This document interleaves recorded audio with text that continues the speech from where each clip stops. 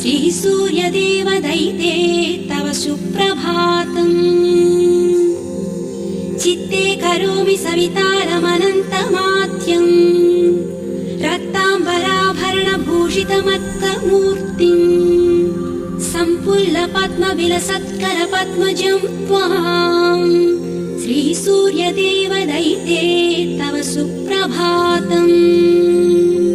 सप्ताश्ववल्लभविशिष्टतनुं सदाहम् प्रफुल्लाब्जहस्तं प्ररोचं तमर्कम् त्रयीवेदमाद्यन्तशून्यं दिनेशम् श्रीसूर्यदेवरदैते तव सुप्रभातम्।